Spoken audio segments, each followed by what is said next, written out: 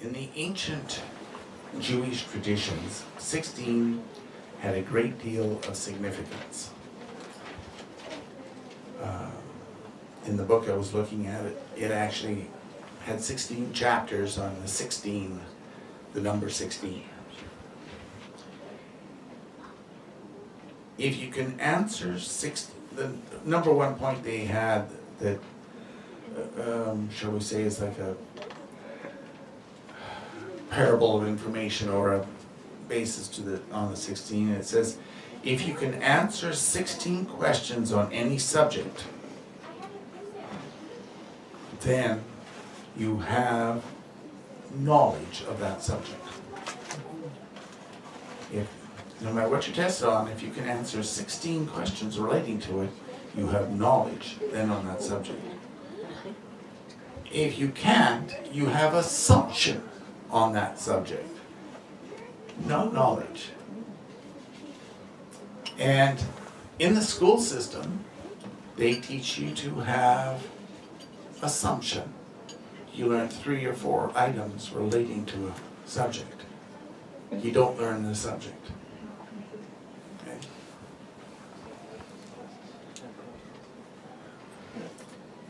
If you could answer 16 of 30 questions of life, God has blessed you with a good understanding. 16 out of 30 on the questions of life. Why were you born? What happens to you when you're dead?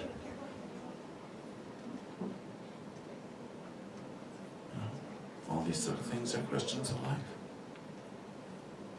And when you can answer 16 out of the 30 questions of life that are posted in the Bible, you're considered to have a good understanding. God has blessed you with a good understanding. If I ask people here to give me 16 of the qualities of love potions, to write them out, how many could do it?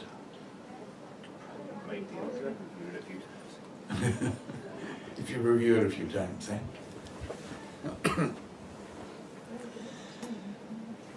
That's why we set things up on the YouTube and we're trying to get people to take notes, is so that you can review and that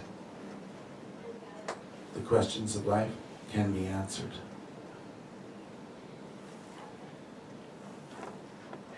The third point that they give is, if you could explain the 16 concepts found in the 613 laws and judgments of God, you were blessed with knowledge and discernment. 16 out of the 600? No, 16, the 613 laws are all sitting in 16 conceptual categories. If you know those categories, just knowing those categories, you were considered to have been blessed by God with knowledge and discernment. So, how many could name one? Probably could. Love. Love is a category, yes, that's good. With the covenants would be. No, the covenants are separate from the laws and judgments. Well, would not the fruits of the Spirit each independently define a category of the... Like forgiveness. Forgiveness would be a category. Or come In under. a way, it would, but it's not. If there be love, would there be hate, like vengeance or? Discernment.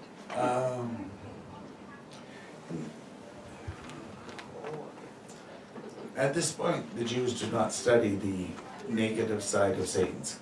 You know, one of the benefits of Satan's kingdom. Hatred is one of those. the information is there, and has been there for years, and we don't know it. So praise would be another one? Praise Praise, or worship? There's laws. no, thankfulness, gratitude, Yeah.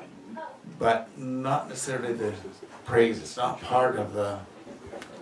There are laws of cleanliness, there are laws of sanctification, there are food laws, The there, clean and unclean, yeah, yes. these are categories.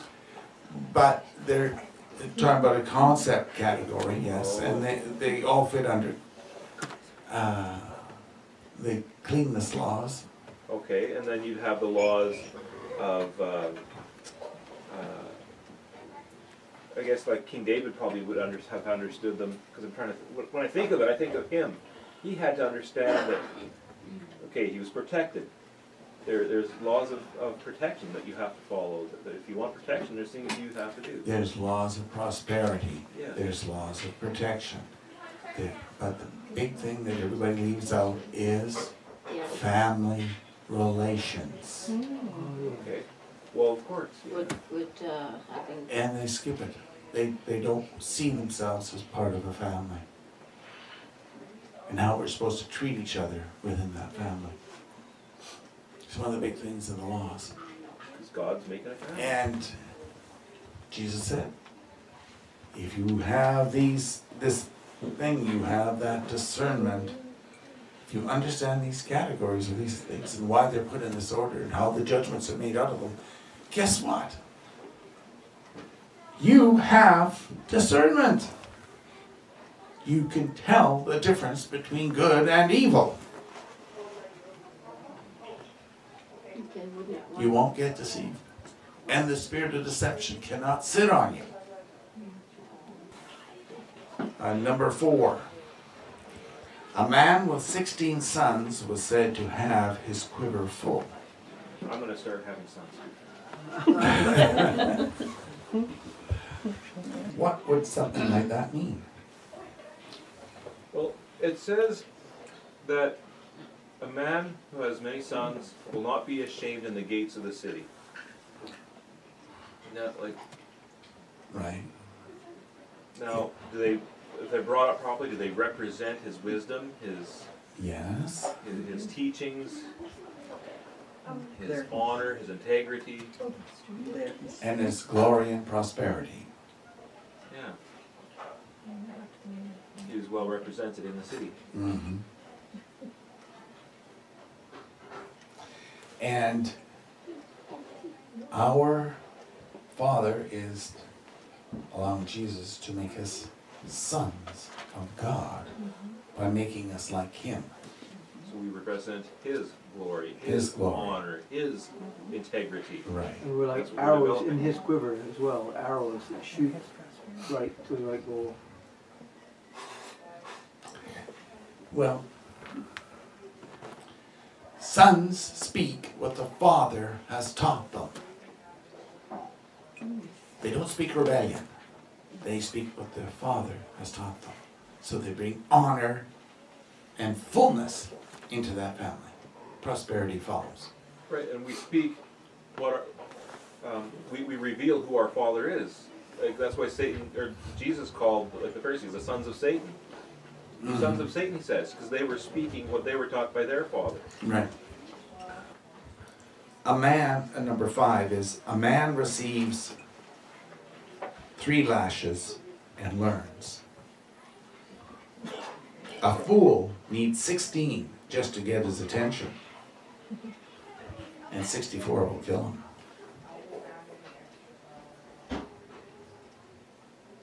And there's times that the king ordered a fool to be lashed 64 times. He never recovers. None of them have ever recovered. They got 64 lashes. Now, why is that important?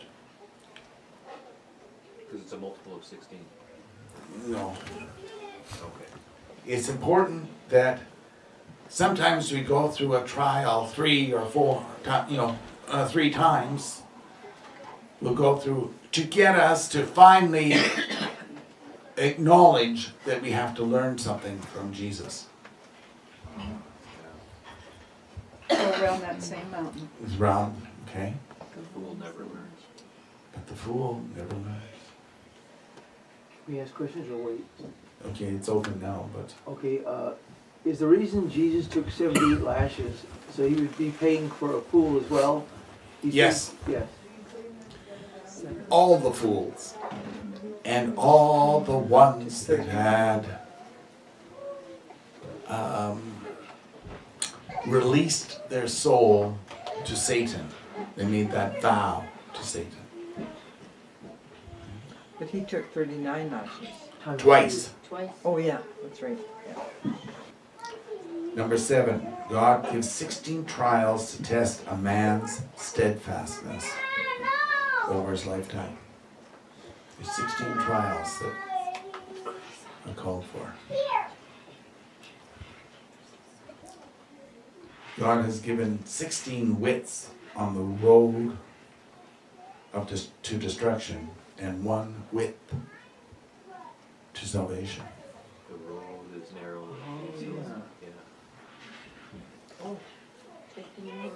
That's interesting. An acre is 16.5 feet wide, I believe, by a half mile long.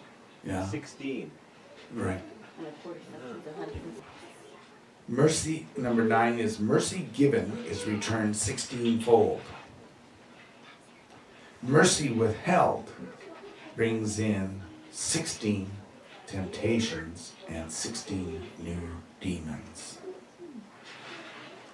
Mercy given is returned 60. Mercy. Yeah. So when you refuse to give mercy,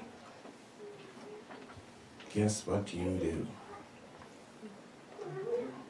16 more demons, and what was the other one? 16 Temptations. temptations. You tell God when you're not willing to show mercy, you're telling God that you can earn your own salvation. So he turns you over for Satan to give you the temptations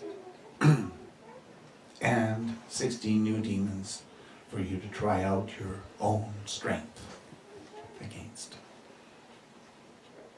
And everyone fails.